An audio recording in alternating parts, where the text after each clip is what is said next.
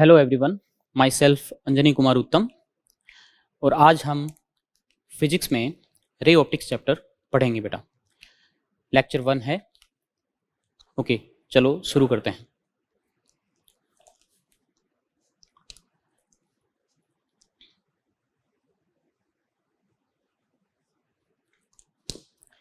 Ray optics में basically NEET exam के अंदर हर साल कम से कम 2 क्वेश्चंस पूछे जाते हैं बेटा।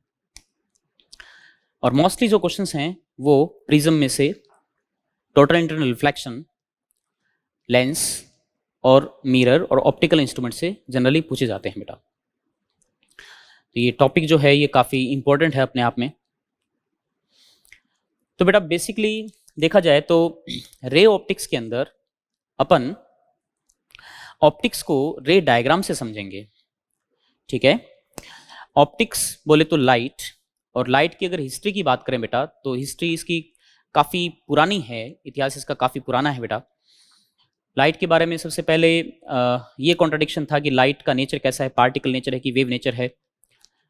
फिर साल दर साल बात करें अपन तो न्यूटन ने सबसे पहले लाइट के बारे में बताया कि लाइट की पार्टिकल नेचर है। फिर हाइगर ने बताया लाइट वेव नेचर की है। तो ये आपस में इनमें कॉन्ट्रडिक्शन रहा दोनों थ्योरी के बीच में।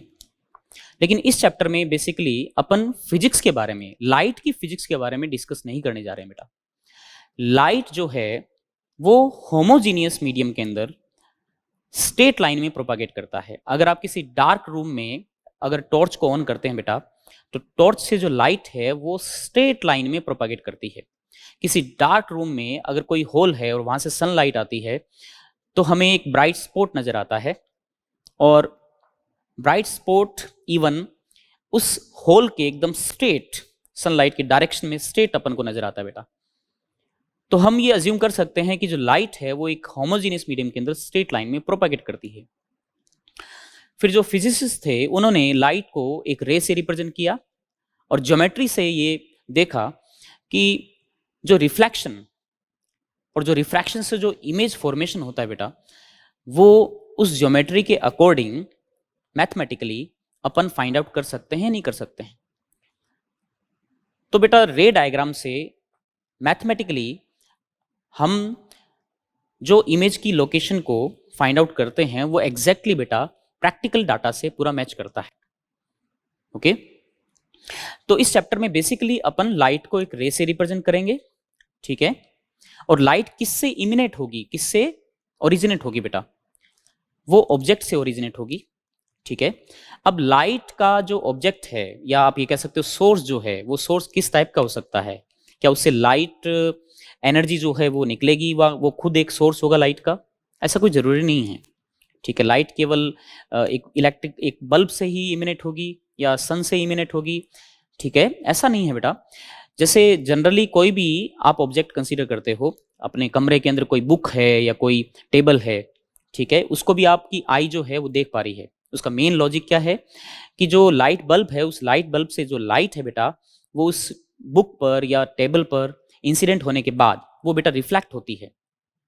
ठीक है, आपको बुक का कलर अगर सपोज रेड कलर नजर आ रहा है, दैट मीन्स जो लाइट उस पर जो इंसिडेंट होगी इलेक्ट्रिक बल्ब से उसमें 7 कलर्स प्रेजेंट हैं, और 7 कलर के अंदर वो केवल रेड लाइट को ही रिफ्लेक्ट करेगा, बाकी अदर जो कलर्स हैं बेटा वो उसको एब्जॉर्ब कर लेगा, वो बॉडी एब्जॉर्ब कर लेगी। तो रेड कलर जो है बेटा वो ऑल अराउंड स्पेस जो है वो रिफ्लेक्ट होगा। और वो जो लाइट बेटा हमारी आंख के अंदर जब भी इंसिडेंट होगी, हमारी आंख के अंदर कॉन्वेक्स लेंस होता है, आप जानते हो, बायोलॉजी का आप स्टूडेंट हो, तो कॉन्वेक्स लेंस उन लाइट रेज को कन्वर्ट कर देगा और हमारी रेटिना पर उसकी इमेज फॉर्म हो जाएगी, तो हमें वो बुक नजर आएगी।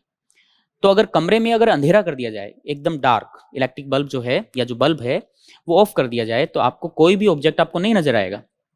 ठीक है, क्योंकि लाइट इमिनेट ही नहीं होगी, वो खुद सोर्स नहीं है लाइट के। लेकिन लाइट जो है वो किसी दूसरे सोर्स से उन पे इंसिडेंट होने के बाद, रिफ्लेक्ट होने के बाद हमारी आंखों में गिरती है बेटा। ठीक है, मेन चीज क्या है इस चैप्टर में, सोर्स के ऊपर वैसे नहीं जाना है हमें रे डायग्राम पे फोकस करना है। तो लाइट जो है वो होमोजीनियस मीडियम के अंदर स्ट्रेट लाइन में चलती है, तो हम उसको मैथमेटिकली लाइट को एक रे से रिप्रेजेंट करते हैं बेटा। ओके, तो सबसे पहले मैंने यहां पर हेडिंग में रे ही लिखा है। तो रे क्या है एक्चुअली में, तो लाइट जो है उसको मैथमेटिकली स्ट्रेट लाइन से, होमोजेनियस मीडियम के अंदर लाइट स्ट्रेट लाइन में प्रोपागेट करती है, तो अपन रे से उसको रिप्रेजेंट कर सकते हैं, जो कि एनर्जी के प्रोपागेशन की डायरेक्शन को रिप्रेजेंट करता है बेटा. So light is represented by ray, which shows the direction of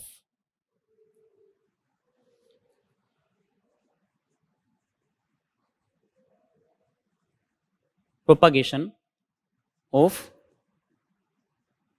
light energy. Okay,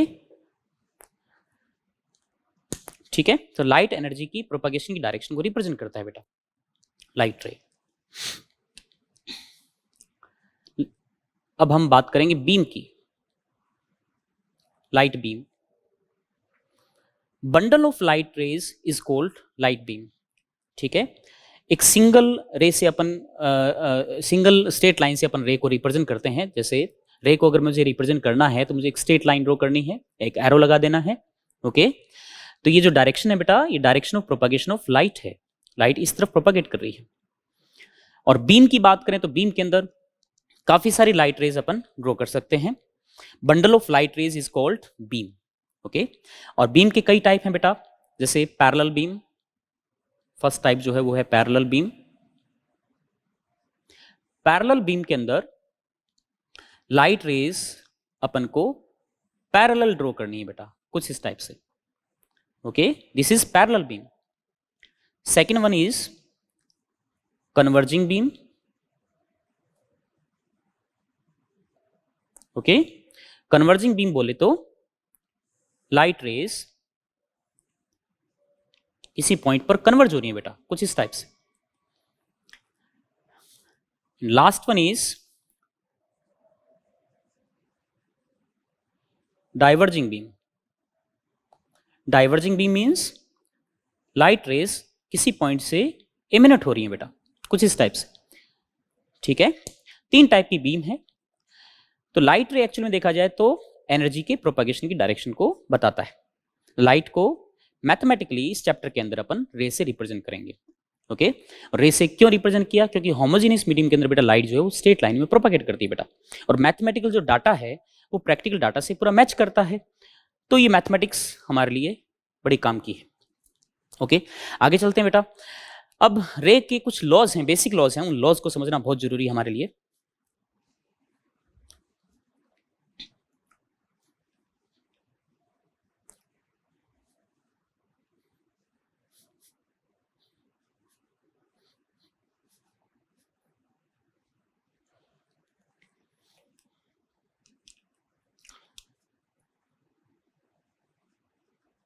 basic laws of रे. ठीक है, इसमें फर्स्ट लॉ है बेटा rectilinear propagation of light. Okay, rectilinear propagation of light. In homogeneous medium, light ray travels in straight line. Light जो है बेटा वो स्ट्रेट लाइन में प्रोपागेट करती है. ठीक है, ये अपन को ध्यान रखना, बहुत ही बेसिक सा प्रिंसिपल है. इन होमोजेनियस मीडियम मतलब मीडियम का जो रिफ्रैक्टिव इंडेक्स है या मीडियम का जो नेचर है बेटा वो चेंज नहीं होना चाहिए. ठीक है, मीडियम सेम रहना चाहिए. क्लियर? अगर यहाँ एयर है तो एयर ही रहनी चाहिए, वैक्यूम है तो वैक्यूम ही रहनी चाहिए. ओके, ग्लास है तो ग्लास, वाटर है तो पूरा वाटर ही रहना चाहिए, उसके मीडियम में कोई बदलाव नहीं आना चाहिए. लाइट स्ट्रेट लाइन में प्रोपागेट करती है बेटा. करेक्ट? तो ये बहुत ही बेसिक सा प्रिंसिपल है, बेसिक सा लॉ है, ये अपन को ध्यान रखना है. Second point, law of independency of light रे.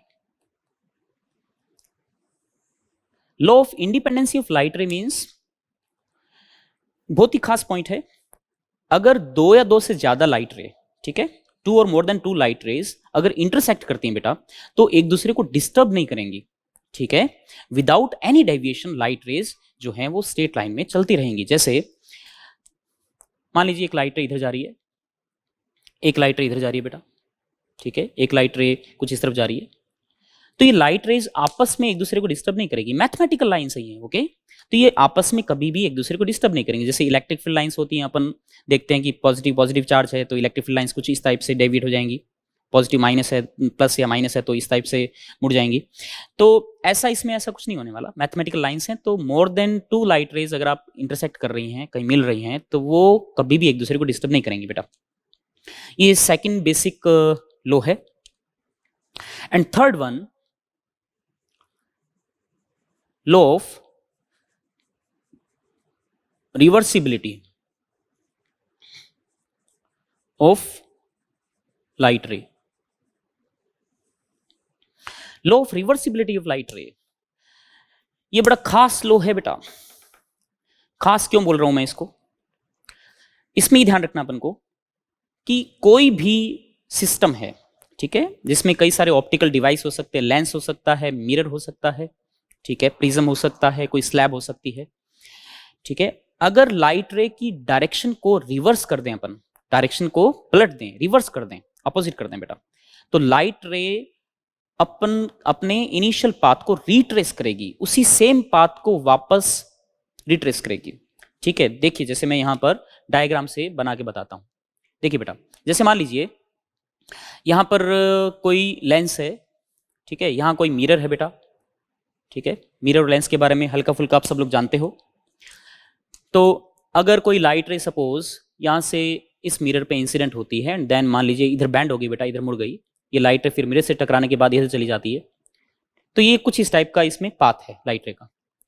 तो law of reversibility of light रे क्या कहता है अपन को कि अगर आप डायरेक्शन को रिवर्स कर दें, डायरेक्शन को रिवर्स करने का मतलब अगर मैं इसके डायरेक्शन को पलट दूं, तो लाइट रे जिस पाथ से आई थी ना उसी सेम पाथ को रिट्रेस करेगी, वापस उसी पाथ को फॉलो करते हुए निकल जाएगी।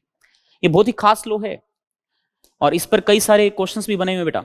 जिन क्वेश्चंस को अपन मैथमेटिकली फॉर्मूला से करते हैं, बहुत ज्यादा टाइम कंज्यूम हो जाता है बेटा, उन न्यूमेरिकल्स को अपन इस law of reversibility of light रे की हेल्प से बहुत जल्दी कर सकते हैं, ठीक है। तो ये जरूर आप अच्छे से ध्यान रखिएगा, ये 3 बेसिक लॉज हैं लाइट रे के, वो हमको मालूम होने चाहिए बेटा, ठीक है। आगे बढ़ते हैं अपन।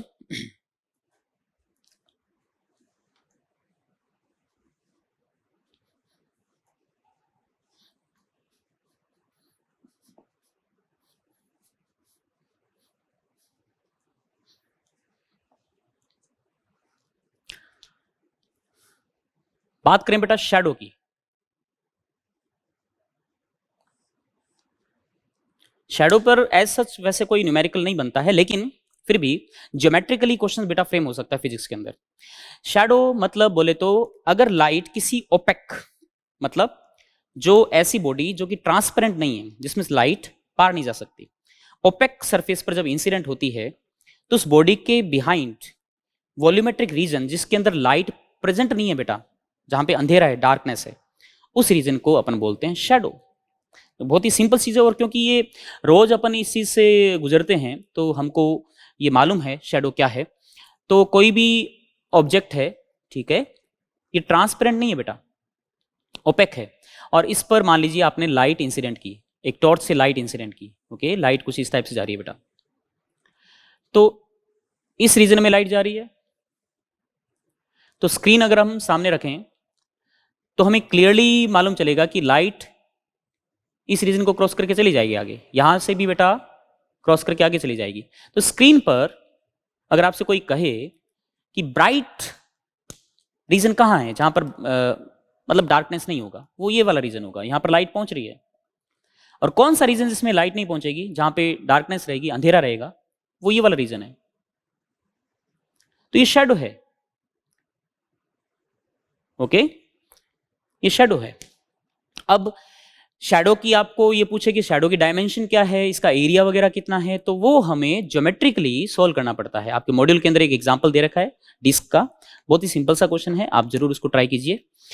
तो सिंपली ज्योमेट्रिकली आप शैडो की लेंथ फाइंड कर सकते हैं, अगर आपकी ज्योमेट्री थोड़ी सी ठीक है तो, ओके बेटा।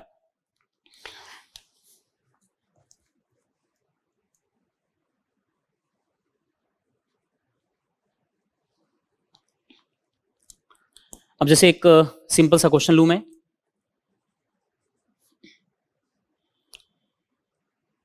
A man is moving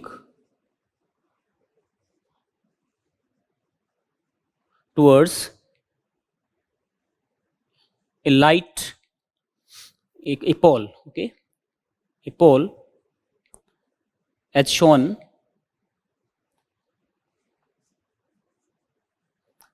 in diagram. Find the rate of change in length of shadow. ठीक है, एक सिंपल सा क्वेश्चन है, इसका डायग्राम मैं बनाऊं। ये लाइट सोर्स है बेटा, इसकी हाइट है कैपिटल एच और एक मैन है, इसकी हाइट है small H, and the man is moving towards the pole with speed v। आपसे पूछा है, ये लाइट सोर्स है बेटा, आपसे पूछा है कि जो मैन है उसकी जो शैडो है, उस शैडो की लेंथ में टाइम के रेस्पेक्ट में चेंज कितना हो रहा है। ठीक है, ये क्वेश्चन आपसे पूछा है।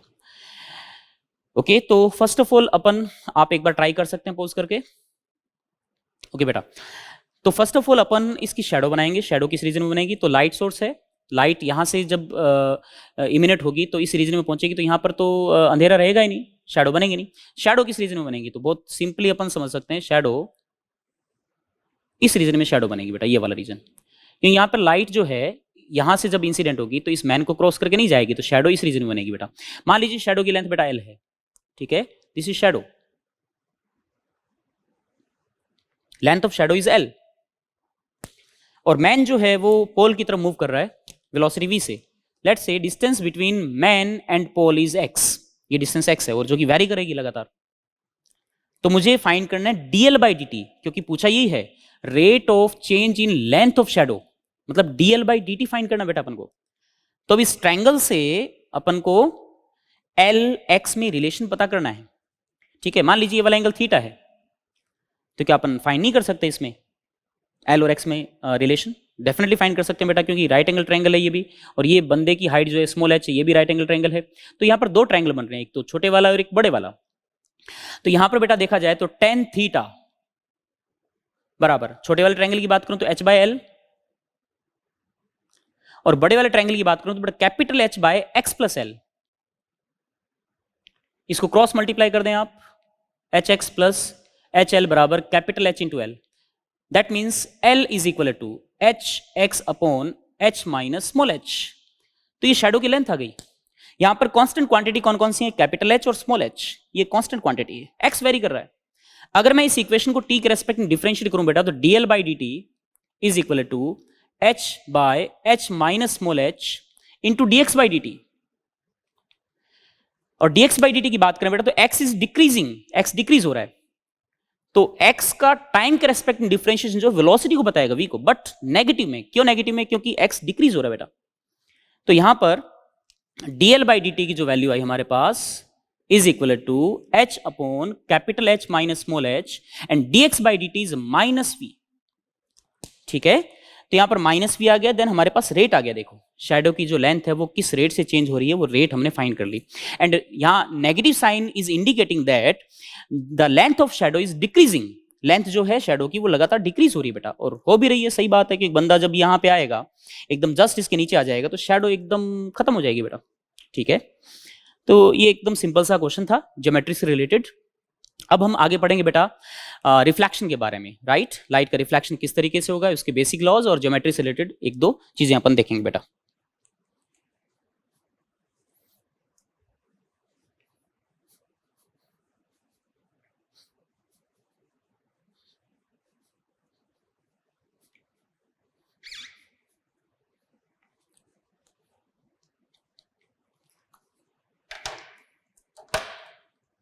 Okay, reflection.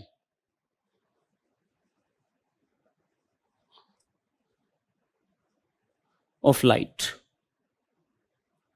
ठीक है। रिफ्लेक्शन, रिफ्लेक्शन एक कॉमन फिनोमिना है जो मोस्टली हर जगह घटता है बेटा लाइट के साथ। जब भी लाइट किसी मीडियम के साथ इंटरेक्ट होती है, या आप ये कह सकते हो कि दो मीडियम की बाउंड्री से जब स्ट्राइक करती है, ठीक है, या इंटरफेस से जब स्ट्राइक करती है, तो उस लाइट एनर्जी का कुछ पार्ट बाउंस बैक कर जाता है सेम मीडियम के अंदर, ठीक है। This is called reflection. अब रिफ्लेक्शन क्यों हुआ, ठीक है। As we know, light is an electromagnetic wave, and in electromagnetic wave electric field and magnetic field both fluctuate perpendicular to each other, okay, in same phase. Electric field fluctuate करता है बेटा, मतलब electromagnetic wave में electric field होता है, और जब electromagnetic wave किसी बॉडी के साथ या किसी मीडियम की बाउंड्री के साथ जब इंटरेक्ट होती है, ठीक है, आप ये मान लीजिए कि मेरे पास एक बॉडी है, लेट्स से ये एक बॉडी है, इस बॉडी पर लाइट इंसिडेंट हुई बेटा, इलेक्ट्रोमैग्नेटिक वेव इंसिडेंट हुई, ठीक है, इलेक्ट्रिक फील्ड उसके अंदर ऑसिलेट हो रहा है, तो इस मीडियम में डायपोल फॉर्मेशन होगा। डायपोल फॉर्मेशन होगा तो डायपोल बेटा इस तरीके से इंड्यूस होते हैं कि वो उस एक्सटर्नल इलेक्ट्रिक फील्ड के फील्ड को डिक्रीज करने की कोशिश करे, ट्राई करे, ठीक है। तो electric field just opposite direction में जनरेट हो जाता है। जैसे आपने मैकेनिकल वेव के अंदर आपने थ्रेड लिया था, एक रिजिड एंड है, और जब थ्रेड में जब पल्स इस रिजिड एंड पे जब स्ट्राइक करती है तो रिजिड एंड जो है वो भी अपनी तरफ से एक ऐसी वेव जनरेट करता है ताकि वो जो रिजिड एंड है वो बेटा हमेशा फिक्स रहे। क्रेस्ट आ रहा है तो वो ट्रफ इस तरीके से जनरेट करता है ताकि दोनों का सुपर पोजिशन करवाने से रिजल्ट क्या निकले, 0 निकले, ओके। तो उसी वे से अगर वो रिजिड एंड है, परफेक्टली रिजिड एंड था, यहां पर अगर रिजिड एंड की बात करें लाइट के केस में तो वो है मेटल सरफेस। मेटल सरफेस में इंडक्शन फुली होता है और मेटल के अंदर इलेक्ट्रिक फील्ड 0 हो जाता है, ये आप जानते हो। तो इलेक्ट्रिक फील्ड जैसे ही आएगा तो मेटल के अंदर जो चार्ज इंड्यूस होगा वो चार्ज इस तरीके से इंड्यूस होगा ताकि अंदर इलेक्ट्रिक फील्ड 0 हो जाए, तो वो उसी वे में उसी एनर्जी के साथ वेव को जनरेट करता है, इलेक्ट्रिक फील्ड को ऑसिलेट करता है ताकि वो इंसिडेंट वेव और जो यहां से जो वेव जो ये इमिट करेगा वो दोनों के सुपर पोजिशन से अंदर इलेक्ट्रिक फील्ड कितना हो जाए, 0 हो जाए। तो वेव इधर आ रही है और एक वेव इधर आएगी, तो फाइनली ये वेव रिफ्लेक्ट होकर इधर चली जाएगी, करेक्ट। तो रिफ्लेक्शन जो है लाइट के साथ कुछ इस टाइप से होता है। बाकी हमें इस चैप्टर में फिजिक्स में नहीं जाना है, लाइट की फिजिक्स के बारे में नहीं जाना है, हमें रे से इसको समझना है। तो reflection of light means light जो एनर्जी है उसका कुछ पार्ट मतलब जब इंटरफेस पर जब लाइट इंसिडेंट होती है तो कुछ पार्ट उसी सेम मीडियम में बाउंस बैक कर जाता है। इसी फिनोमेना को अपन रिफ्लेक्शन ऑफ लाइट बोलते हैं बेटा, okay.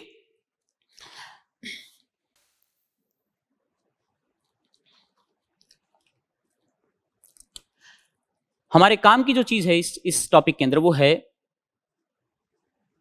Laws of reflection, right. ये पॉइंट को अपन को देखना है, तो ध्यान दीजिए।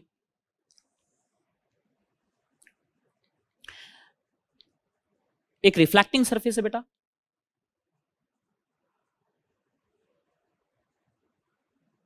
बहुत बेसिक सा लॉ है, सब लोग आई थिंक सब लोग जानते हो इसके बारे में। तो लाइट रे जब भी किसी रिफ्लेक्टिंग सरफेस पर इंसिडेंट होगी, this is called incident ray, मैंने शॉर्ट में लिखा है यहां पर, this is called incident ray, ठीक है। रिफ्लेक्टिंग सरफेस है, जिस पॉइंट पर यह इंसिडेंट हुआ है आपको सरफेस के परपेंडिकुलर एक लाइन ड्रॉ करनी है जिसको अपन बोलेंगे नॉर्मल, राइट बेटा, नॉर्मल है ये। तो लाइट रे नॉर्मल के साथ जिस एंगल पर इंसिडेंट होगी उस एंगल को बोलेंगे angle of incidence. Reflected light रे सेम एंगल से रिफ्लेक्ट हो जाएगी, मतलब नॉर्मल के साथ इस रिफ्लेक्टेड रे का जो एंगल है वो आर है और इंसिडेंट रे का एंगल है आई, ठीक है। तो लॉज ऑफ रिफ्लेक्शन में फर्स्ट और जो काम का पॉइंट है वो है angle I is equal to angle R. दोनों एंगल बेटा इक्वल होंगे हर हालत में, ठीक है, हर हालत में दोनों एंगल क्या होंगे, इक्वल होंगे, ये आपको ध्यान रखना है। लाइट रे आई, इंसिडेंट हुई, रिफ्लेक्ट होने के बाद इधर गई, दोनों एंगल सेम होंगे। दूसरी चीज incident ray comma normal comma reflected ray lie in a same plane.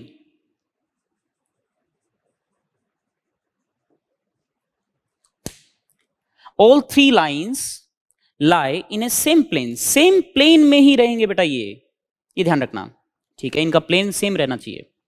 ये दो बेसिक इसके लॉज हैं रिफ्लेक्शन के, ये आपको हमेशा माइंड में रखने हैं, ठीक है। जब भी रिफ्लेक्शन होगा बेटा, लाइट को अगर आप वेव कंसीडर कर रहे हो तो लाइट कि फ्रीक्वेंसी में और वेवलेंथ में कोई इफेक्ट नहीं पड़ने वाला। लाइट अगर वेव है, एज ए वेव है, तो लाइट अगर यहाँ पे इंसिडेंट होगी, रिफ्लेक्ट होगी ना बेटा, तो ये ध्यान रखना अपन को, फ्रीक्वेंसी में कोई डिफरेंस नहीं आएगा, फ्रीक्वेंसी में डिफरेंस नहीं आएगा, वेवलेंथ में डिफरेंस नहीं आएगा, स्पीड सेम रहेगी। लाइट की स्पीड वैक्यूम के अंदर c होती है, आप जानते हो, तो c f लैम्डा तीनों में कोई चेंज नहीं आया यहाँ पर। लेकिन फेज डिफरेंस आ जाता है, तो इंसिडेंट रे और रिफ्लेक्टेड रे में अगर आप बात करें तो यहां से रिफ्लेक्टिंग सरफेस अगर ये रिजिड है, ओके, रिजिड है, अगर रिजिड का मतलब यहां पर डेंसर मीडियम है, तो उस केस में पाई का फेज डिफरेंस आ जाता है, और रेयर मीडियम है बेटा तो यहां पर जीरो का फेज डिफरेंस आता है। तो फेज डिफरेंस दो टाइप का होता है, जो मैकेनिकल वेव के अंदर आपने पढ़ा हुआ है वही सेम थ्योरी यहां पर भी आप अप्लाई कर सकते हो। नीचे अगर डेंसर मीडियम से रिफ्लेक्शन हुआ है तो फिर पाई का फेज डिफरेंस आ जाएगा, और रेयर मीडियम से रिफ्लेक्शन हुआ है देन जीरो का फेज डिफरेंस आएगा, ओके। लेकिन बेसिक जो लॉज हैं ये दोनों के दोनों हैं, जो कि आपको माइंड में रखने हैं बेटा। Is that clear? ओके बेटा, आगे बढ़े अपन।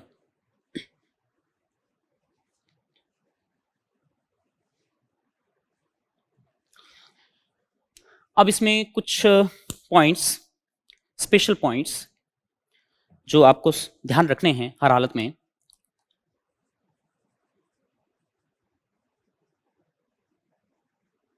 ओके, इसमें फर्स्ट है वेक्टर रिप्रेजेंटेशन।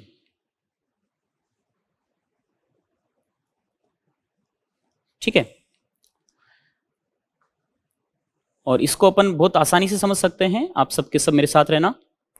ये मिरर है बेटा, इस मिरर पर लाइट रे इंसिडेंट हुई, ये नॉर्मल है, लाइट रे रिफ्लेक्ट हो गई, ठीक है। नॉर्मल को मैं यूनिट वेक्टर एन कैप से रिप्रेजेंट कर रहा हूं। नॉर्मल का जो यूनिट वेक्टर वो मैंने एन कैप ले लिया। इंसिडेंट रे इस तरफ आ रही है, इसकी डायरेक्शन पलट दी मैंने।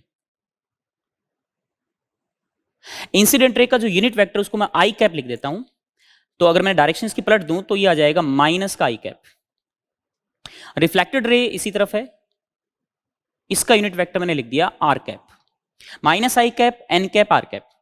और हमको मालूम है ये दोनों एंगल सेम होंगे, ये थीटा थीटा मैंने कंसीडर कर लिया यहां पर, ठीक है। तो अगर हम बात करें तो तीनों की तीनों एक ही प्लेन में है, तो अगर बेटा मैं N cap cross minus I cap करूं तो डायरेक्शन बाहर की तरफ आ रही है, और R cap cross N cap करूं तो डायरेक्शन बाहर की तरफ आ रही है। इसका मतलब बाहर वाले डायरेक्शन में अगर यूनिट वेक्टर मैं एन कैप कंसीडर करूं, स्मॉल एन कैप, तो मैं N cap cross minus I cap को लिखूंगा, N cap cross minus I cap is equal, A cross B क्या होता है, A B sine theta N cap. तो एन कैप का मैग्नीट्यूड 1, माइनस आई कैप का मैग्नीट्यूड भी 1, और angle between these two vectors is theta, then sin theta, and last में आ गया n cap. Similarly, for these two vectors, r cap cross n cap, r cap cross n cap is equal to modulus of r cap is 1, modulus of n cap is 1. Again, angle between these two vectors theta, and sin theta, and again direction is n cap. ठीक है, outside the board, है ना। तो ये दोनों vector same है बेटा, इसका मतलब दोनों को मैं बराबर कर सकता हूं यहां पर। तो n cap cross minus I cap is equal to R cap cross N cap, और यहां माइनस आई कैप है, माइनस को इधर ले आता हूं मैं, और इनका अगर ऑर्डर चेंज कर दूं तो माइनस को हटाया जा सकता है, A cross B is equal to minus of B cross A.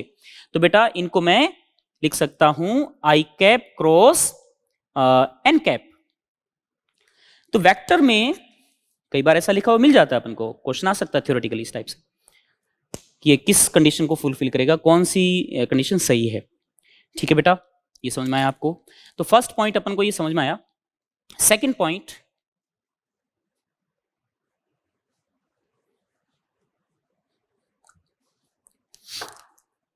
Second point आप देखिएगा,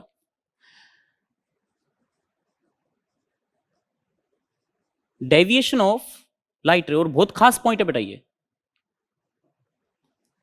लाइट रे का डेविएशन है ना, लाइट कितना डेविएट होती है उसको देखना है अपन को। आइए जरा ध्यान दीजिए, इधर ये मिरर है, इस पर लाइट रे इंसिडेंट हुई, नॉर्मल, लाइट रे रिफ्लेक्ट होगी बेटा, दिस एंगल इज आई, ये वाला एंगल आर है लेकिन आई के बराबर ही होगा, incident ray, reflected ray, okay. तो इंसिडेंट रे की डायरेक्शन देखो इस तरफ है, देखो इंसिडेंट रे इस तरफ जा रही थी, और लाइट जो रिफ्लेक्ट हुई है वो इस डायरेक्शन जा रही है। तो अपनी कह सकते हैं कि जो लाइट रे जो इस डायरेक्शन जा रही थी वो ये वाला एंगल घूम गई, इधर चली गई। तो आपको डायरेक्शन देखनी है, इंसिडेंट रे की डायरेक्शन ये, रिफ्लेक्टेड रे की ये, इस डायरेक्शन से लाइट रे ये घूम गई, देखो ये वाला एंगल बेटा, करेक्ट।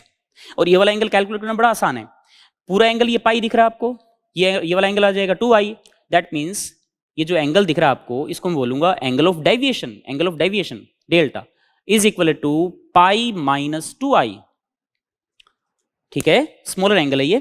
तो इस डायरेक्शन से ये जो लाइट है ये बेटा इस एंगल पर डेविएट हो गई, और and angle of deviation is pi minus 2i। आप ये आर्ग्यू कर सकते हो कि आपने ये वाला एंगल ही क्यों लिया, इस डायरेक्शन से अपन ये भी मान सकते हैं लाइट रे इधर मुड़ी है, मतलब इस डायरेक्शन से लाइट रे इधर घूम गई बेटा, आप ये वाला एंगल भी कंसीडर कर सकते हो, ये भी एंगल ऑफ डेविएशन है बेटा। और इस एंगल को अगर कैलकुलेट किया जाए तो this angle is pi and this is 2i, then this angle is equal to pi plus 2i, this is also angle of deviation, but ये स्मॉलर है, छोटे वाला है, ये बड़े वाला है। जनरली बेटा अपन इस छोटे वाले एंगल को ही कंसीडर करते हैं, पाई माइनस 2i को, ठीक है। और पाई माइनस 2i के लिए बेटा अगर ग्राफ प्लॉट किया जाए तो डेल्टा का आई के साथ ग्राफ, अगर आई 0 कर दें आप तो डेल्टा की वैल्यू पाई आ जाएगी, यहां पर ये 0 है, और आई की वैल्यू अगर आप पाई बाई 2 रख दें, यहां पर पाई बाई 2 रख देंगे तो फिर वैल्यू कितनी हो जाएगी, डेल्टा की वैल्यू 0 हो जाएगी। तो ये स्ट्रेट लाइन ऐसा आएगा, क्योंकि इसका स्लोप जो है वो माइनस का 2 है, नेगेटिव है बेटा, तो ये ग्राफ कुछ कुछ ऐसा जाएगा, ठीक है। तो इस वे से अपन सिंपली समझ सकते हैं। तो डेविएशन ऑफ लाइट रे आपको समझ में आ गया होगा। नेक्स्ट बढ़ते हैं बेटा।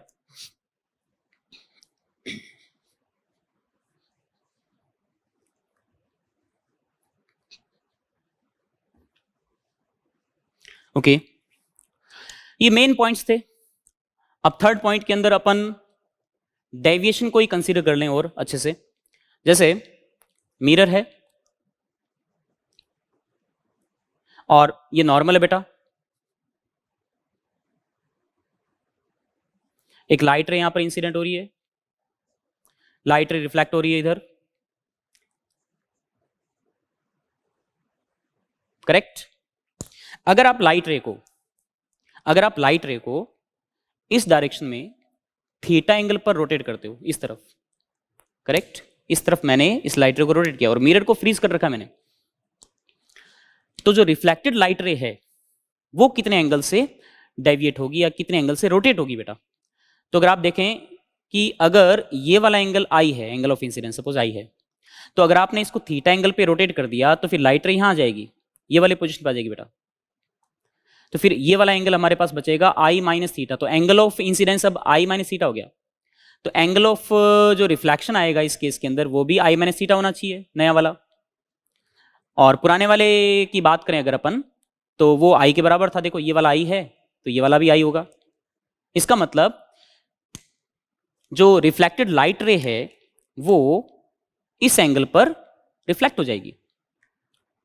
इंसिडेंट लाइट रे को आपने रोटेट कर दिया ना इस तरफ, ऐसे घुमा दिया, तो रिफ्लेक्टेड लाइट रे भी बेटा उसी डायरेक्शन, देखो इसी तरफ रोटेट हुई है, देखो। और कितने एंगल से, क्योंकि ये वाला एंगल आई था, ये वाला एंगल आई माइनस थीटा, तो आई में से आई माइनस थीटा सब्ट्रैक्ट करोगे तो ये वाला एंगल थीटा ही आएगा, देखो, ठीक है। तो आपने अगर इंसिडेंट रे को थीटा एंगल से इधर रोटेट किया तो रिफ्लेक्टेड रे भी इसी डायरेक्शन, मतलब अपोजिट डायरेक्शन में थीटा एंगल से रोटेट हो जाएगा, सेम एंगल से रोटेट होगा। तो इसको मैं वापस एक बार सही से ड्रॉ करूं यहां पर। तो लाइट रे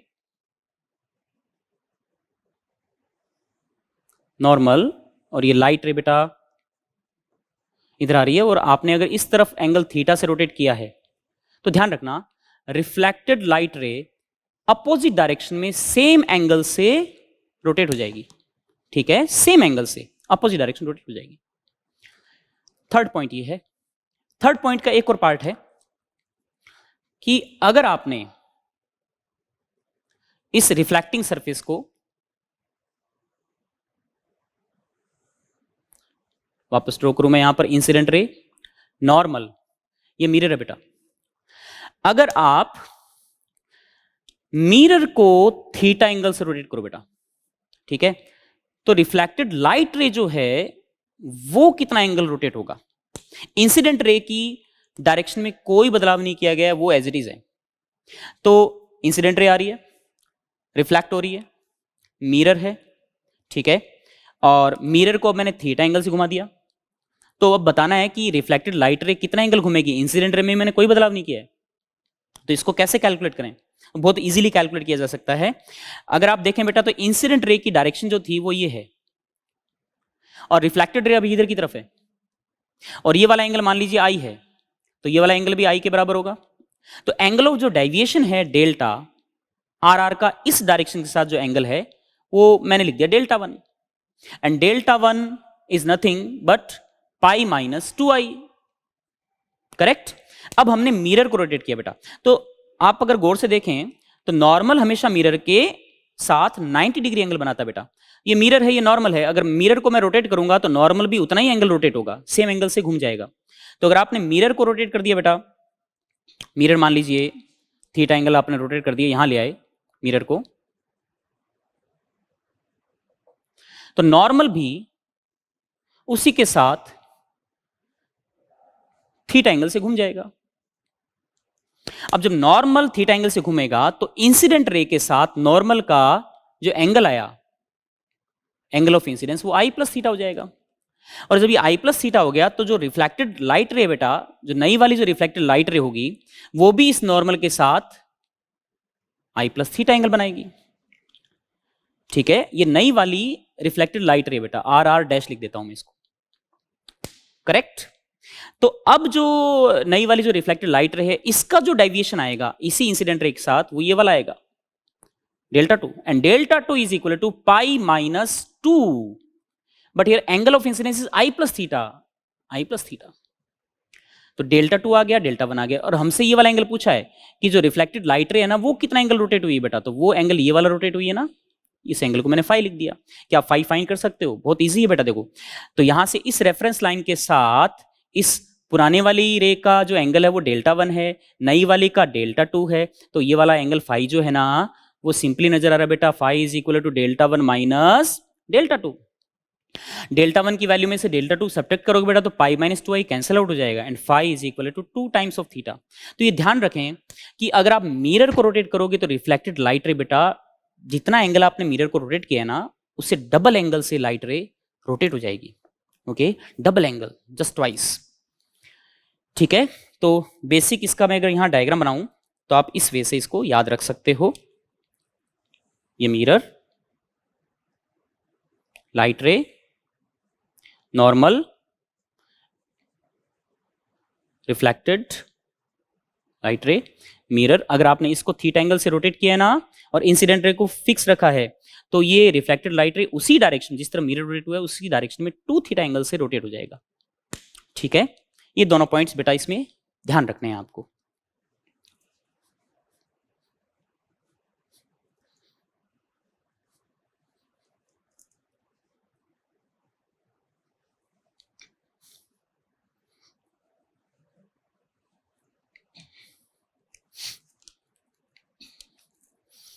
तो ये मेन बेसिक कुछ पॉइंट्स थे, तीनों पॉइंट्स अपन ने यहां पर लिखे, ठीक है। अब इसमें जैसे कुछ एग्जाम्पल लें, फिर एक दो पॉइंट और लिखेंगे अपन।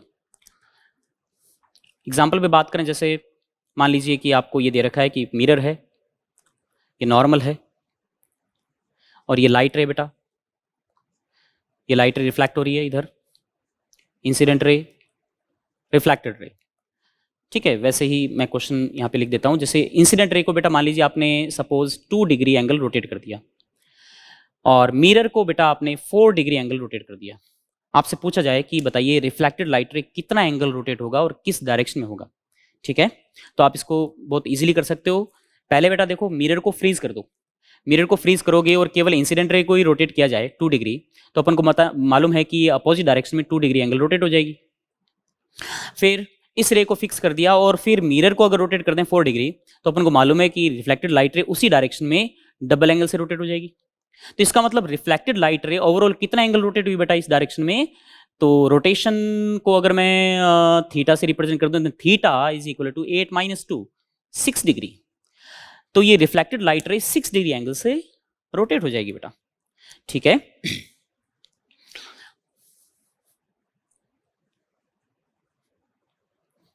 एक इसी टाइप का ही एक बेसिक सा क्वेश्चन है बेटा, और वैसा सा मिलता जुलता सा ही क्वेश्चन, एग्जैक्टली वैसा नहीं, थोड़ा सा मिलता जुलता क्वेश्चन जो है वो नीट में भी पूछा जा चुका है।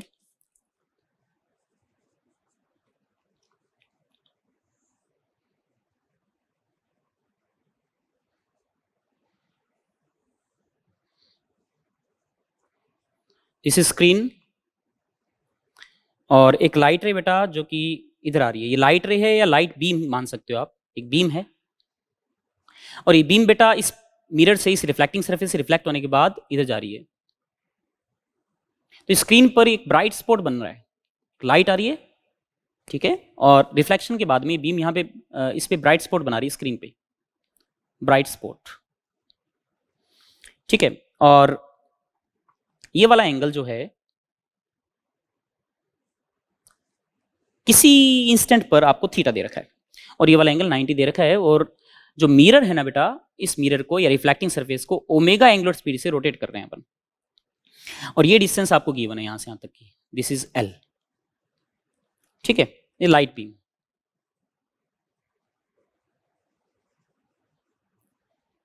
तो पूछा है आपसे find speed of bright spot, इस ब्राइट स्पॉट की स्पीड कितनी है ये आपको फाइंड करने के लिए बोला गया है स्क्रीन के ऊपर, ठीक है। तो कैसे कैलकुलेट करें, बड़ा इजी है, देखो बेटा इस पॉइंट से बात करें तो ब्राइट स्पॉट की डिस्टेंस अगर मैं y मान लूं, तो जैसे आप इसको रोटेट करोगे तो इतना मालूम है अपन को कि लाइट बीम जो इंसिडेंट लाइट बीम है इसको अपन नहीं छेड़ रहे हैं, है ना, इसमें कोई डिस्टर्बेंस नहीं है। इसको रोटेट करेंगे तो ये कंफर्म है कि ये वाली जो लाइट है ये वाली डबल एंगल से रोटेट होगी, ठीक है। अगर मैं इसको 5 एंगल रोटेट करूं तो 2 5 एंगल से रोटेट होगा, राइट। तो ये मान लीजिए ये वाला एंगल जो है ये 5 मान लिया मैंने, चलो अगर ये वाला एंगल 5 है, ये ब्राइट स्पॉट की इस पॉइंट से, इस फिक्स पॉइंट से डिस्टेंस y मान ली मैंने, और ये डिस्टेंस l है, तो यहाँ पे एक राइट एंगल ट्रायंगल बन रहा है, आपको नजर आ रहा है। तो यहाँ से tan phi is equal to perpendicular by base y by l, ये मैंने इक्वेशन लिख दी। और अगर मैं मिरर को रोटेट करूंगा बेटा, तो यहाँ पर जो लाइट रे, जो रिफ्लेक्टेड लाइट रे बेटा, ये रोटेट होगी तो फाई डिक्रीज होगा।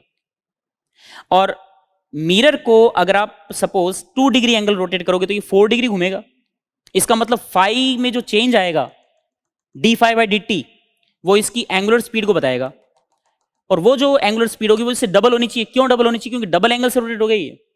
इसका मतलब ये जो फाई है ना बेटा, इस फाई का जो डिफरेंशिएशन होगा टी के रेस्पेक्ट में, D phi by D T, वो डेफिनेटली 2 ओमेगा को रिप्रेजेंट करना चाहिए।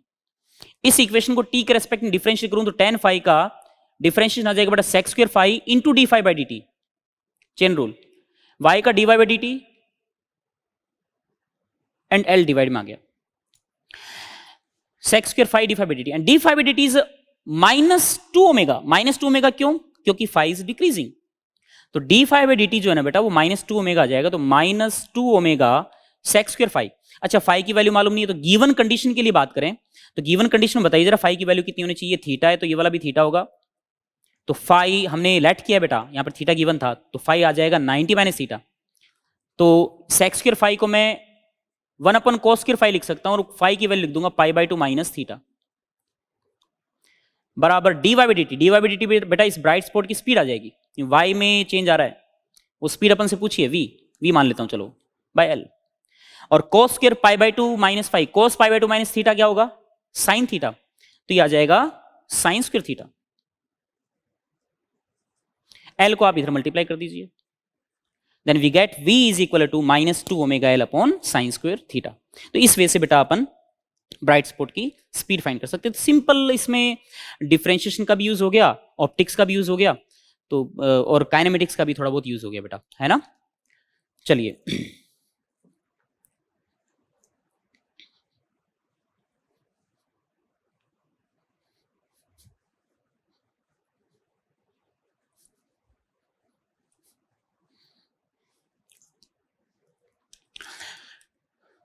नेक्स्ट पॉइंट पे चलते हैं बेटा।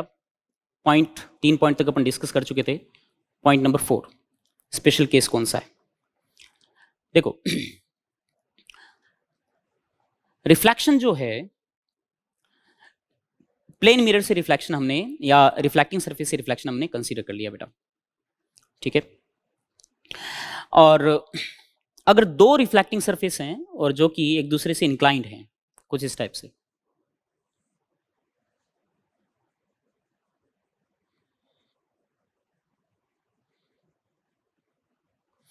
ठीक है बेटा। Let's say reflecting surface is M1 and reflecting surface is M2।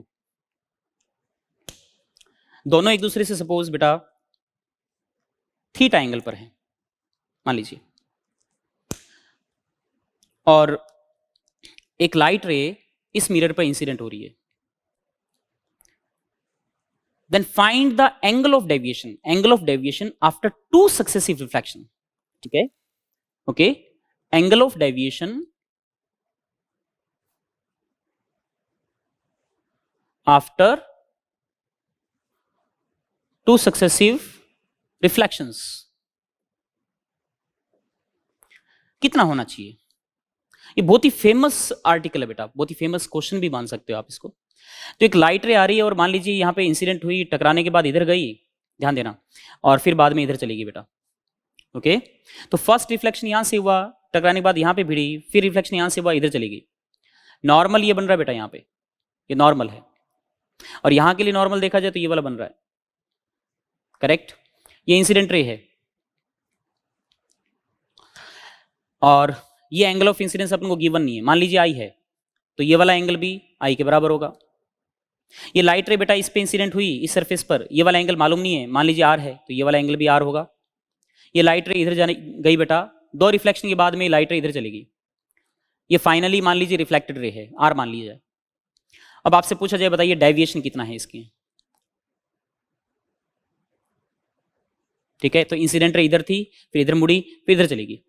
Deviation की बात करें प्रॉपर वे से देखें तो बहुत ही आसान है कैलकुलेट करना, ठीक है। तो ध्यान दीजिए, इंसिडेंट रे को देखो, इसकी डायरेक्शन को अगर आगे मैं एक्सटेंड कर दूं बेटा, तो इंसिडेंट रे इधर जा रही थी, ये इस तरफ मुड़ी, देखो एंटी क्लॉकवाइज, इस डायरेक्शन में रोटेट हुई। क्या आप बता सकते हैं कितना एंगल होगा? ये पूरा पाई है, ये 2i है, तो कितना एंगल आया बेटा? पाई minus 2i।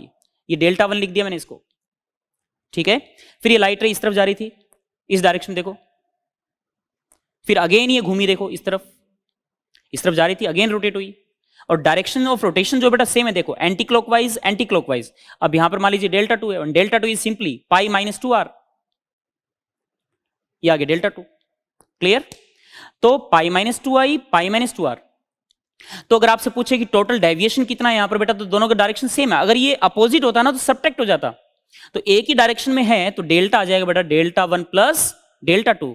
Then delta is equal to, दोनों का अगर मैं सम करूं यहां पर पाई माइनस 2i और पाई माइनस 2r का, तो वैल्यू आ जाएगी बेटा 2 pi minus 2i plus r, okay.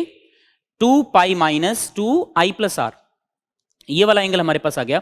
अब i प्लस आर की वैल्यू अगर अपन देखें तो बड़ा इजीली अपन कैलकुलेट कर सकते हैं। देखो ये वाला angle pi by 2 minus R हो जाएगा, ये वाला angle pi by 2 minus I हो गया। देखो ये एंगल 90 बन रहा है यहाँ पर, this angle is pi by 2 minus I, this angle is pi by 2 minus are.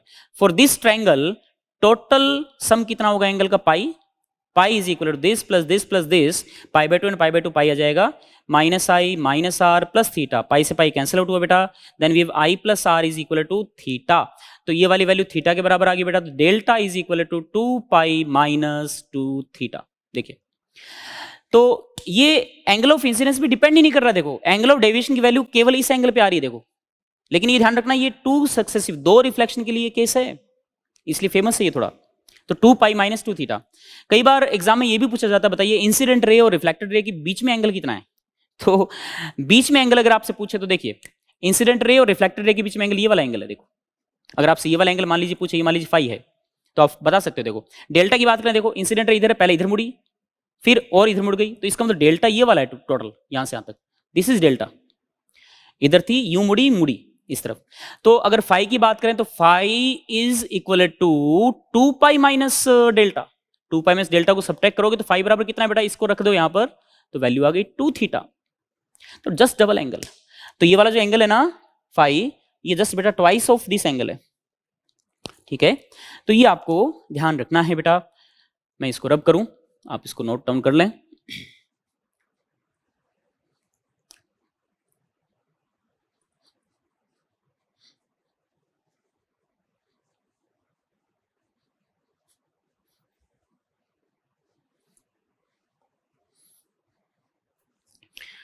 Okay, तो आगे बढ़े अपन। तो बेसिकली डेविएशन से रिलेटेड और बेसिक लॉ से रिलेटेड क्वेश्चंस एग्जाम में पूछे जा सकते हैं बेटा। अब जैसे एक लास्ट क्वेश्चन लूं इस पर,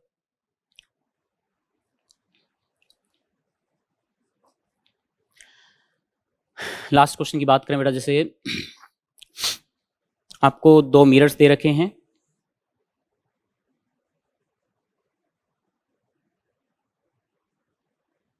mirror M1, mirror M2, this angle is theta.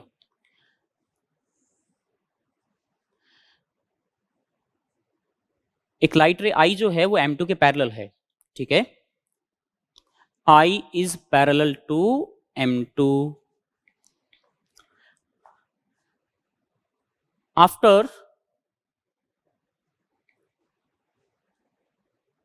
two successive reflections, if light ray retraces its path, then find theta. ये एग्जाम्पल बेटा, मतलब ये लाइट रे जो है ये M2 के पैरेलल है, और आफ्टर टू सक्सेसिव रिफ्लेक्शंस, दो लगातार रिफ्लेक्शन के बाद में अगर लाइट रे अपने पाथ को रीट्रेस करे, तो ये बताना है अपन को कि थीटा कितना है यहां पर बेटा। तो देखना, ध्यान से देखना, रीट्रेस करने का मतलब वापस उसी पाथ को फॉलो कर लेगी वो जिससे आई थी। तो ध्यान दें, यहां से रिफ्लेक्शन हुआ, यहां से रिफ्लेक्शन के बाद लाइट रे कुछ इधर जाएगी, ये फर्स्ट रिफ्लेक्शन हुआ बेटा, पहला हो गया। सेकंड रिफ्लेक्शन यहां से होगा, और ये कह रहा है कि दूसरे रिफ्लेक्शन के बाद में ही पाथ को रिट्रेस करे, तो बाद में ही, जस्ट बाद में ही पाथ को रिट्रेस करे। इसका मतलब ये वाली जो लाइट रे है ना बेटा, इस पर नॉर्मली इंसिडेंट होनी चाहिए, मतलब एंगल ऑफ इंसिडेंस इसके लिए जीरो होगा, नॉर्मल तो इधर ही होगा ना, तो एंगल ऑफ इंसिडेंस लाइट रे के लिए जीरो होगा बेटा। तो मतलब ये एंगल यहां से इस मिरर के साथ 90 डिग्री एंगल पर भिड़ेगी ना, तो वापस बेटा इसी पाथ को रिट्रेस करेगी, वापस लौट जाएगी।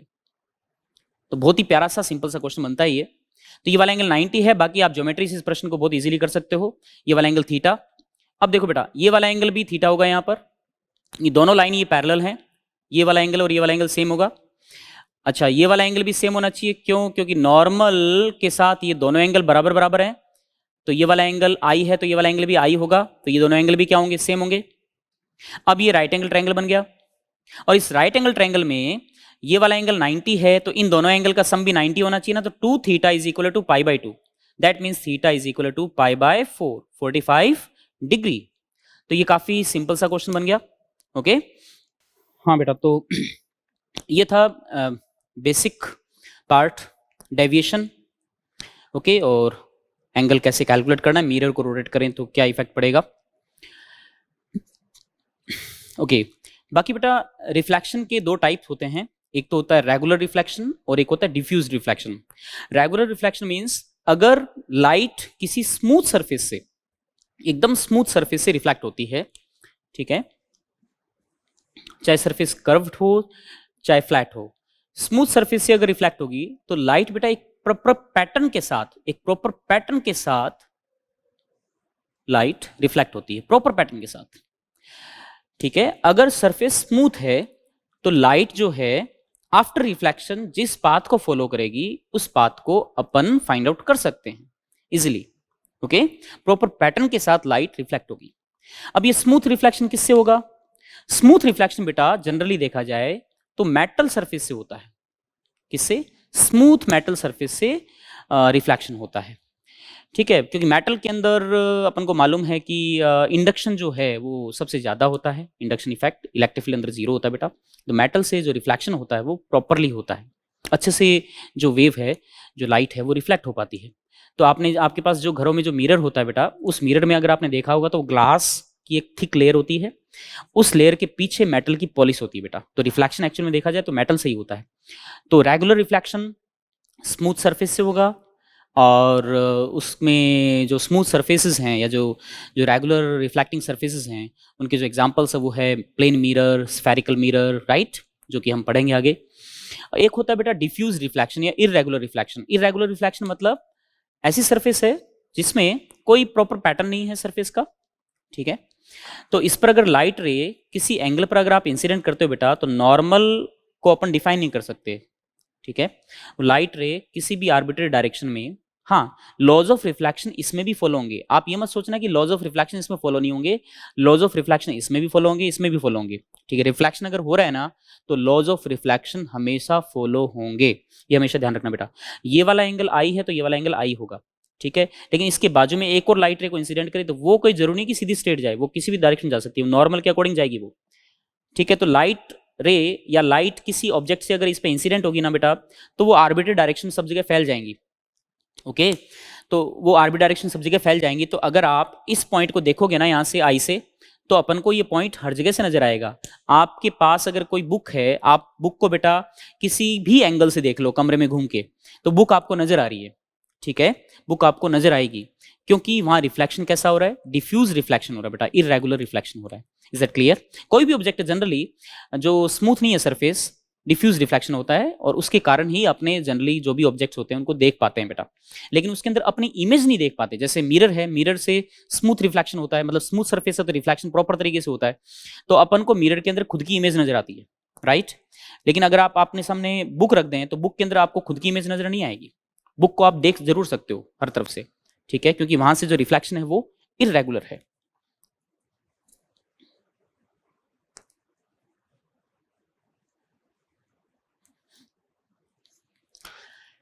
नेक्स्ट आर्टिकल पे चलें बेटा।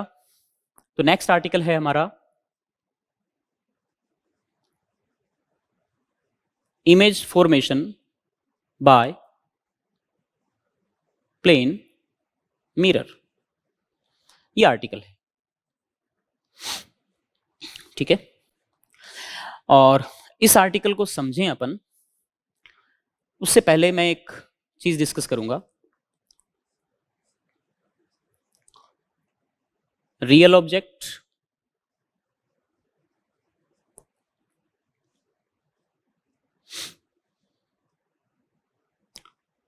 Virtual object,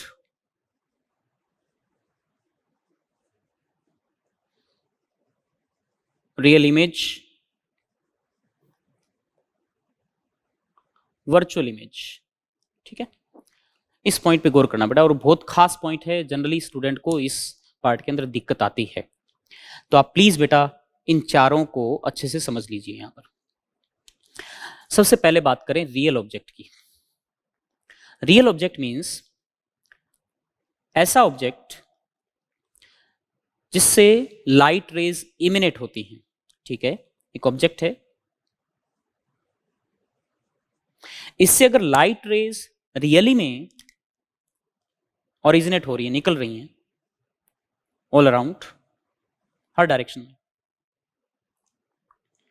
that means this object is called real object. ये हमेशा ध्यान रखें, बहुत ही सिंपल है रियल ऑब्जेक्ट को पहचानना, ठीक है। जैसे ये मार्कर है, ठीक है, ये पॉइंट ऑब्जेक्ट नहीं है, ये एक्सटेंडेड ऑब्जेक्ट है, और एक्सटेंडेड ऑब्जेक्ट पर आप कई सारे छोटे छोटे छोटे छोटे पॉइंट बना सकते हो, कई सारे छोटे छोटे पॉइंट सोर्स ले सकते हो, और इस पॉइंट सोर्स से, मतलब हर पॉइंट सोर्स से आप लाइट रेज इमिनेट कर सकते हो, हर तरफ हर तरफ, ठीक है।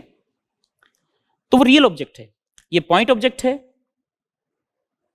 This is point object. अगर मैं एक एरो बना दूं, जनरली इस चैप्टर के अंदर आप एरो ही देखोगे, तो arrow is an extended object, extended object है, रियल भी हो सकता है। इस पर कई सारे छोटे छोटे पॉइंट बना दोगे तो ये देखो लाइट रेज यहां से मैं इमिनेट कर सकता हूं, यहां से इमिनेट कर सकता हूं, ऐसे लाइट रेज यहां से इमिनेट कर सकता हूं, ठीक है, इस टाइप से।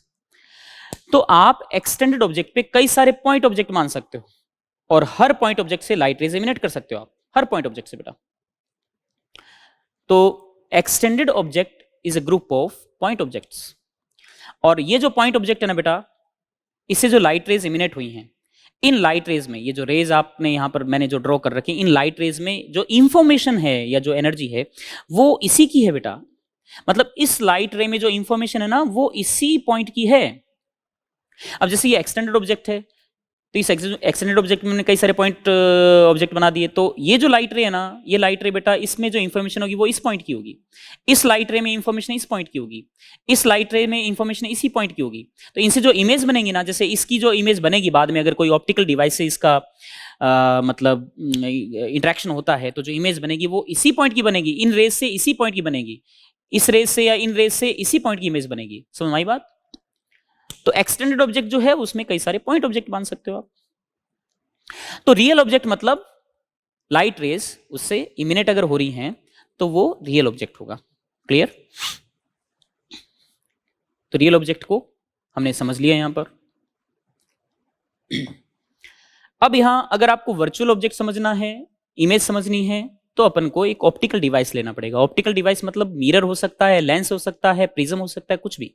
जैसे मान लीजिए बेटा मैंने एक कोई ऑप्टिकल डिवाइस लिया, ठीक है, इस डिब्बे के अंदर बेटा कोई ऑप्टिकल डिवाइस है, लेंस मान लीजिए, ठीक है। यहां मैंने एक ऑब्जेक्ट लिया, इससे लाइट रेज मैंने यहां से इमिनेट की।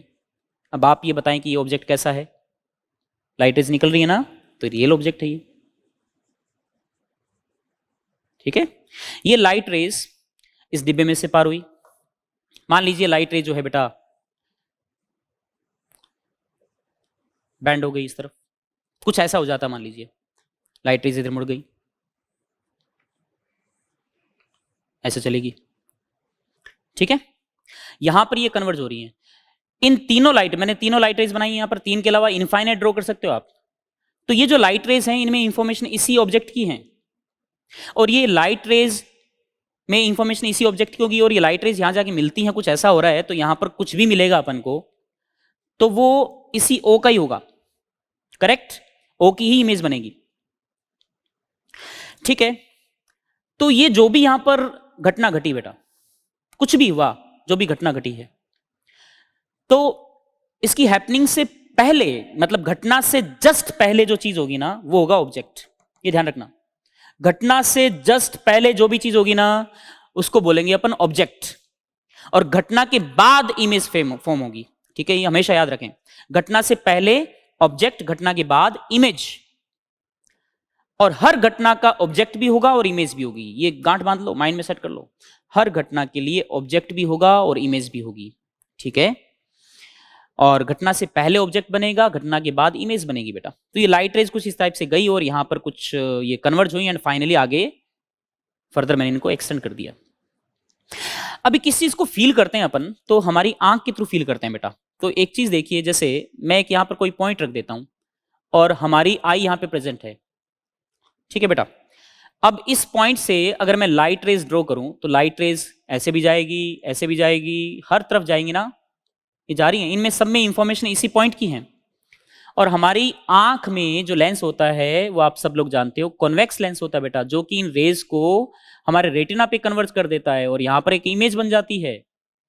और हमारी आंख जो है ब्रेन को सिग्नल भेज देती है भैया, तो ब्रेन को ऐसा महसूस होता है या हमें ऐसा महसूस होता है कि यहां पर कुछ रखा है भाई, ठीक है, यहां पे कुछ रखा है, तो ये इमेज फॉर्म हो गई यहां पर रेटिना पे, तो हमें ऐसा महसूस हो रहा है सामने कोई चीज है। क्लियर? तो घटना से पहले ये ऑब्जेक्ट था, इस घटना के लिए यहां पे जो भी चीज रखी होगी ना, इस चीज के लिए ये रियल ऑब्जेक्ट है, ठीक है। और अगर मैं यहां पर मेरी आंख रखूं, आई रखूं यहां पर, तो ये बताइए रेज इसी पॉइंट से आती हुई नजर आ रही है ना, इसका मतलब हमारी आंख को यहां पर कुछ ना कुछ चीज दिख रही है, ठीक है। और ये जो चीज होगी ना बेटा, ये इस डिवाइस के लिए किसका काम करेगी? इमेज का।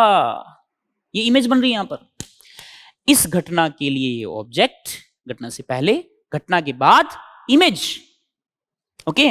और ये जो इमेज है ये यहां पर रियली में प्रेजेंट है, रेज आ रही है यहां से, तो इस इमेज को अपन बोलेंगे real image. This is called real image. Definition के मतलब भी नहीं है कुछ।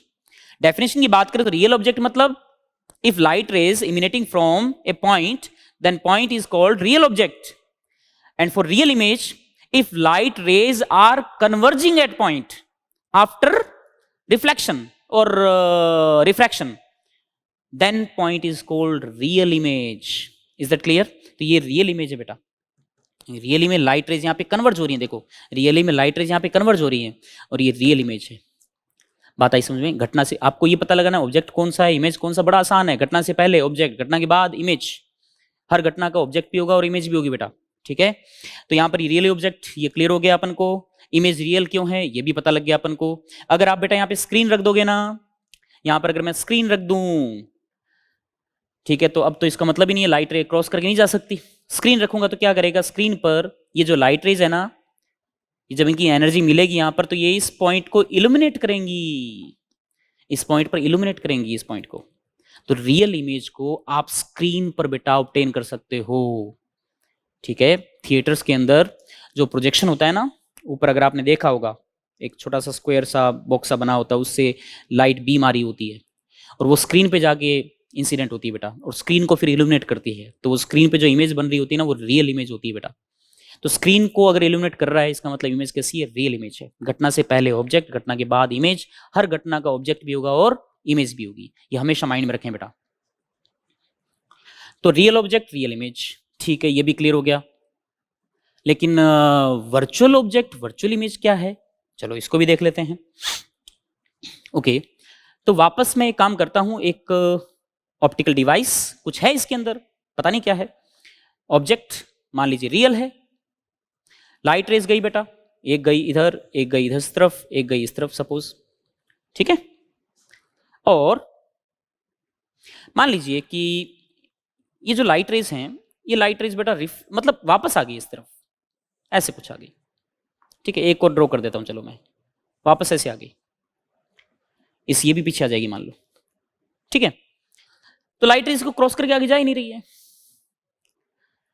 और फिर हमने थोड़ा दिमाग लगाया, हमने क्या किया, इस इन लाइंस को पीछे की तरफ एक्सटेंड किया। तो ये लाइट रेज ऐसा लग रहा था कि इस पॉइंट से आती हुई नजर आ रही है, उस पॉइंट से, ठीक है। अब ऑब्जर्व कौन कर रहा है, हमारी आंख, आई। तो अगर हमारी आई बेटा यहां पर प्रेजेंट होगी, सपोज इस पोजीशन पर अगर मेरी आई प्रेजेंट है, तो आप थोड़ा सोचो ना, ये लाइट रेज देखो यूं आ रही है, देखो हमारी आंख का लेंस कॉन्वेक्स लेंस से क्या करेगा, कन्वर्ज कर देगा, यहाँ रेटिना पे इमेज बन गई। लो, अगर इमेज फॉर्म हो गई तो हमारी आंख को ये लाइट रेज क्या फील करवा रही है, इमेज तो दिखा दी ना हमको, हमको तो इमेज दिख रही है, लाइट रेज क्या फील करवा रही है कि जो जो इमेज बन रही है ना इसकी, वो कहां से बन रही है, मतलब किस ऑब्जेक्ट से या किस चीज से आती हुई नजर आ रही है, इससे आती हुई नजर आ रही है, लेकिन आ नहीं रही है। ये केवल और केवल हमें आभास हो रहा है, हमें ऐसा फील हो रहा है, यहां तो है ही नहीं, लाइट रे क्रॉस करके जा ही नहीं रही है, ठीक है। ऐसा फील हो रहा है, ज्योमेट्रिकली ऐसा फील हो रहा है भाई, ब्रेन को ऐसा धोखा हो रहा है कि एक्चुअली वहां पे सामने कोई है, लेकिन है नहीं, ठीक है। और ज्योमेट्रिकली नजर आ रहा है कि ये इस पॉइंट से आती हुई नजर आ रही है। तो यहां पर लाइट रे क्रॉस करके नहीं जा सकती, तो इस रीजन को बेटा अपन बोल सकते हैं वर्चुअल स्पेस। यहां पे है नहीं, लाइट रिप्रेजेंट ही नहीं है, लाइट रे जा ही नहीं सकती। और ये है रियल स्पेस, इधर वाला पार्ट, ये रियल स्पेस है बेटा, करेक्ट। तो लाइट रे वापस इसी रीजन में आ गई, और यहां पर जो अपन को ये हमारा जो ब्रेन या जो आई जो फील करवा रही है, यहां पर जो चीज बन रही है उसको हम नाम देंगे इमेज। क्यों, जैसा कि मैंने कहा, घटना से पहले कौन है, object, and object is real क्योंकि लाइट रेज निकल रही है इससे। और घटना के बाद जो चीज हमको फील कर पा रहे हैं उसको अपन बोलेंगे इमेज, ठीक है। बट रियलिटी में इमेज यहाँ पे एग्जिस्ट नहीं कर रही है। अगर मैं स्क्रीन रख भी दूंगा तो क्या होगा, क्योंकि लाइट रे क्रॉस करके थोड़ी जा रही है, केवल हमें आभास हो रहा है बेटा। ऐसा थोड़ी होगा कि यूं जाके लाइट रे ऐसे फील करवा रही है, ऐसा फील नहीं होगा। हमें ऐसा ही फील होगा स्ट्रेट लाइन में, ऐसा सामने कोई चीज रखी है मिरर के अंदर, लेकिन बैक साइड में जाके देखें तो वहां पे कुछ नहीं होता। This image is called virtual image, ठीक है। वर्चुअल इमेज है बेटा, मिरर के बिहाइंड है या इस ऑब्जेक्ट के पीछे है, तो ये इमेज बेटा वर्चुअल है ही नहीं वहां पे, तो वर्चुअल बोलेंगे अपन इसको, करेक्ट। इसको अपन स्क्रीन पर बेटा फॉर्म नहीं कर सकते वर्चुअल इमेज को। Is that clear? बहुत ही बेसिक सी चीज हमें समझ में आई। घटना से पहले ऑब्जेक्ट, घटना के बाद इमेज, और ये इमेज है वर्चुअल। और वर्चुअल इमेज की क्या डेफिनेशन है, आप इसको कैसे रिप्रेजेंट कर सकते हो, if light rays are seem to emanating, ठीक है, seem to emanate from a point after reflection, ठीक है, और after refraction if light rays seem to emanate from a point after reflection or refraction, then point is called virtual image. Okay, तो ऐसा feel ये हो रहा है, ये देखो ये अपन को ऐसा फील हो रहा है कि लाइट रेज जो निकल रही है इस पॉइंट से, ठीक है, इस पॉइंट को अपन बोलेंगे वर्चुअल इमेज बेटा। तो ये क्लियर हो गया, घटना से पहले ऑब्जेक्ट, घटना के बाद इमेज होगी।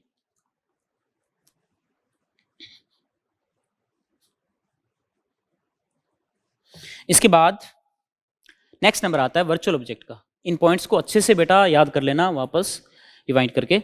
तो वर्चुअल ऑब्जेक्ट क्या है, तो ध्यान दीजिए वापस इधर, ये अगेन कोई ऑप्टिकल डिवाइस है और मान लीजिए लाइट रेज कुछ आ रही है इस टाइप से, ठीक है, ये लाइट मैं 2 ही ले लेता हूं यहां पर ताकि थोड़ा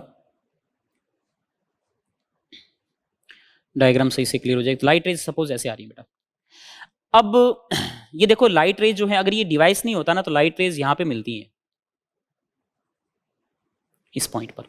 मतलब घटना से पहले बात करें तो ये लाइट रेज वास्तव में इस पॉइंट पे मिल जाती है, लेकिन बीच में ये डिब्बा आ गया। अब इस डिब्बे में हो सकता है मिरर हो सकता है लेंस हो, प्रिज्म हो, कुछ भी हो सकता है, ठीक है। अब क्या होता है कि ये जो लाइट रेज है ना, ये लाइट रेज बेटा सपोज आगे कुछ इस टाइप से जाती हैं और इस टाइप से ये मिल जाती हैं, ऐसे यहां पे मिल गई, यूं क्रॉस करके जा रही हैं। तो आपसे मैं पूछूं घटना से पहले क्या था, ये था, घटना के बाद क्या ये है, देखो। और हमारी आंख अगर यहाँ प्रेजेंट हो तो हमारी आंख को लगेगा लाइट रेज यहाँ से आ रही है, तो ये तो कंफर्म हो गया इमेज होगी। और इमेज कैसी, रियल है, ये लाइट रेज वास्तव में देखा जाए यहाँ पे मिल रही है, रियल इमेज है ये। लेकिन घटना से पहले बात करें तो ये जो चीज नजर आ रही है, ये चीज क्या होगा, ऑब्जेक्ट होगा। और कैसा ऑब्जेक्ट होगा, वर्चुअल। घटना से पहले और कोई तो पॉइंट मिल ही नहीं रहा अपन को, ठीक है।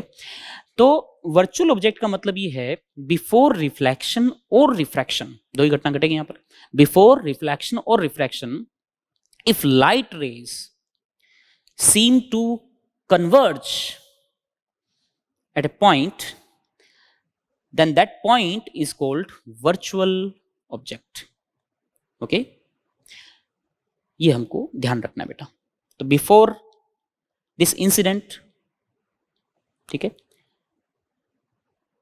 this is object and after this incident this is image, ठीक है।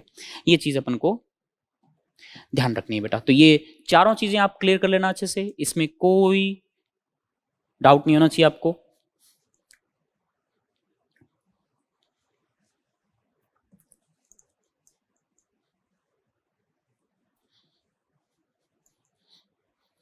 अब हम मेन टॉपिक पे चलते हैं, image formation by plane mirror, ठीक है। तो ध्यान से देखिएगा, प्लेन मिरर स्मूथ सरफेस है एकदम फ्लैट, इसके सामने मैंने एक ऑब्जेक्ट लिया, पॉइंट ऑब्जेक्ट ले रहा हूं बेटा।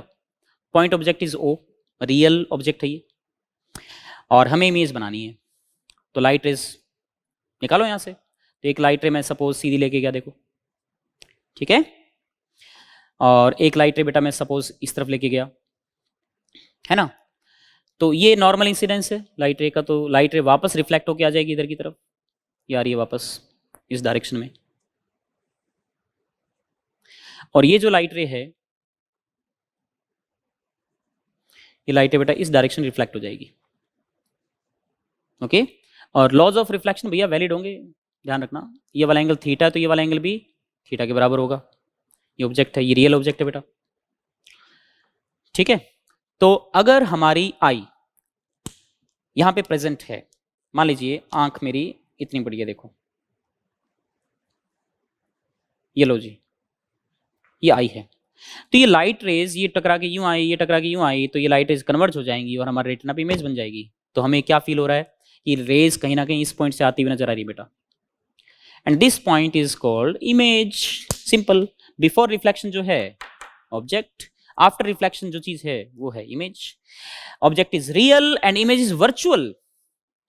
Image is forming in virtual space, image is virtual, ठीक है। ऐसा फील हो रहा है अपन को, लाइट रेज जो है इस पॉइंट से इमिनेट हो रही है, निकल रही हैं, तो उस पॉइंट को अपन बोलेंगे virtual image after reflection. Clear बेटा?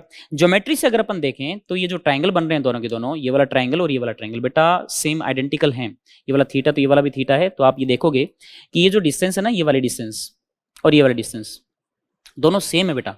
ये वाला एंगल 90 है, मतलब distance of object from mirror, कौन सी distance? Perpendicular. Perpendicular distance of object from mirror is equal to perpendicular distance of image from mirror. हमेशा भैया ये दोनों बराबर होती हैं, ध्यान रखना। परपेंडिकुलर डिस्टेंस, मिरर से परपेंडिकुलर डिस्टेंस हमेशा इक्वल रहेंगी, किसकी? ऑब्जेक्ट की और इमेज की। ये ध्यान है तो फिर कुछ भी नहीं बेटा, फिर तो एकदम सिंपल सा केस है। ठीक है? और इमेज कैसी बन रही है? ऑब्जेक्ट रियल है, इमेज कैसी बनी? वर्चुअल। करेक्ट? ये रियल है बेटा और ये वर्चुअल इमेज है। Is that clear? अब जैसे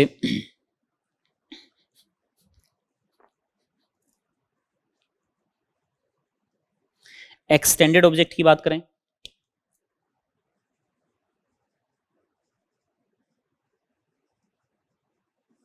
ये भी बड़ा आसान है। देखो,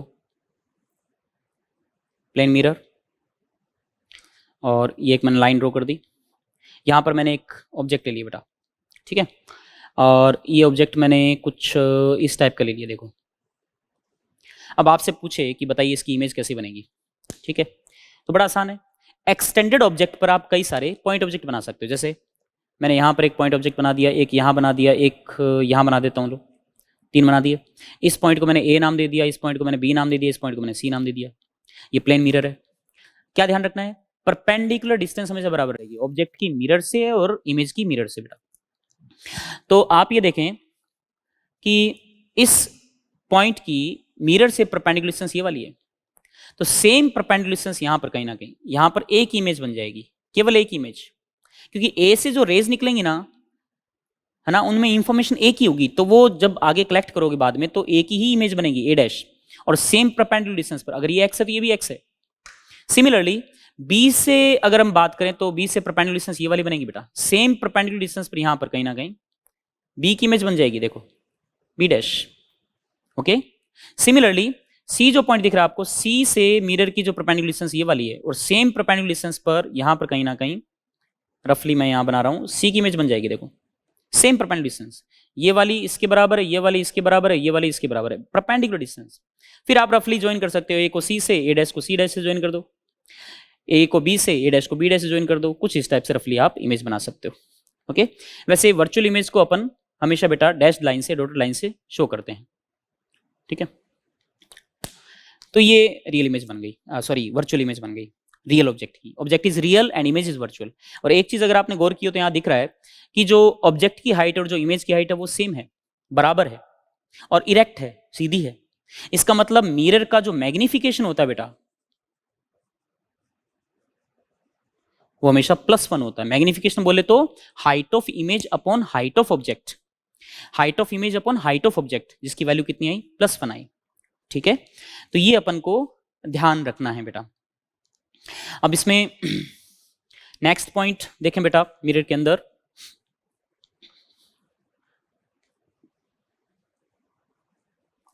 प्लेन मिरर में वो है field of view. Field of view के साथ एक और पॉइंट अपन अच्छे से समझ लेंगे।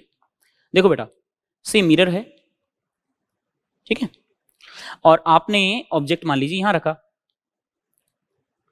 आपके माइंड में आएगा कि ऑब्जेक्ट को मिरर के फ्रंट में तो रखा नहीं हमने, तो इमेज शायद नहीं बनेगी। सर ने तो परपेंडिकुलर डिस्टेंस बताया, तो यहाँ तो बन ही नहीं परपेंडिकुलर डिस्टेंस। घबराइए नहीं। देखो बेटा, जब जब घटना घटेगी तब तब इमेज फॉर्मेशन होगा, हमेशा माइंड में रखो। घटना से पहले ऑब्जेक्ट, घटना के बाद में इमेज।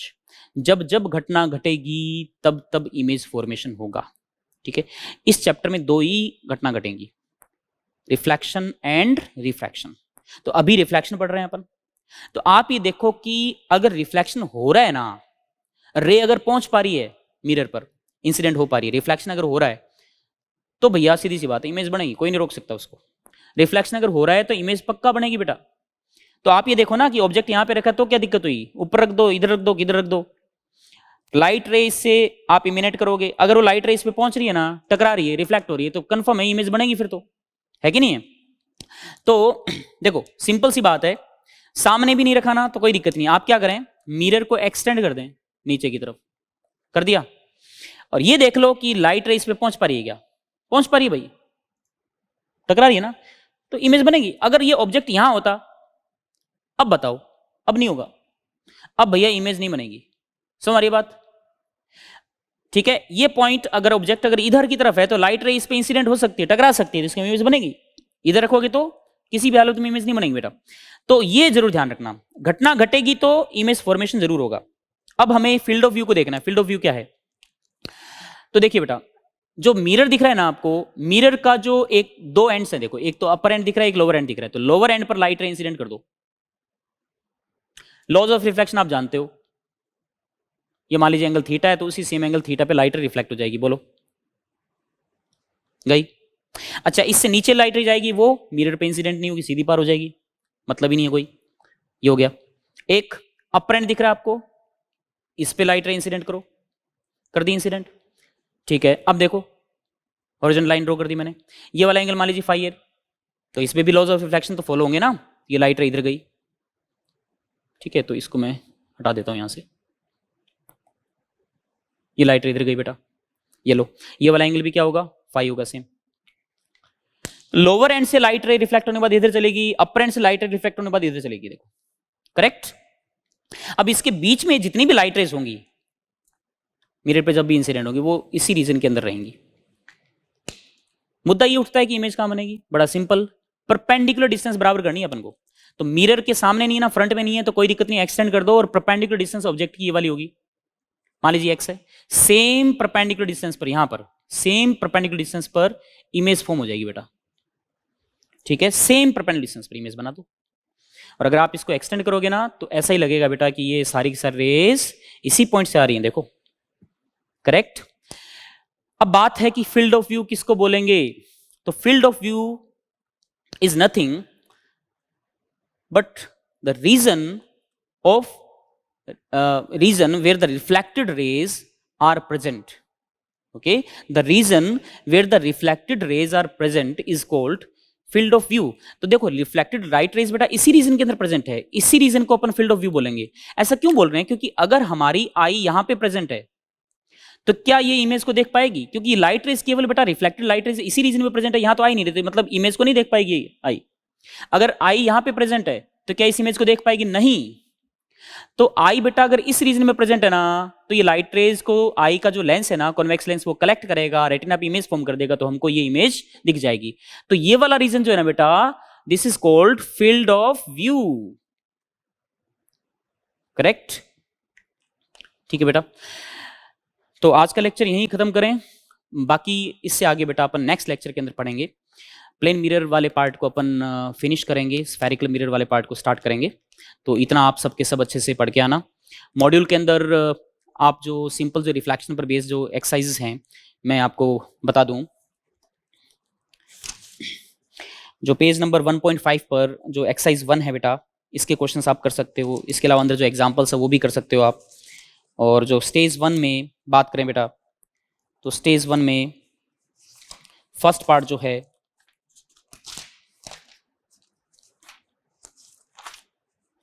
सिंपल मिरर का, ओके।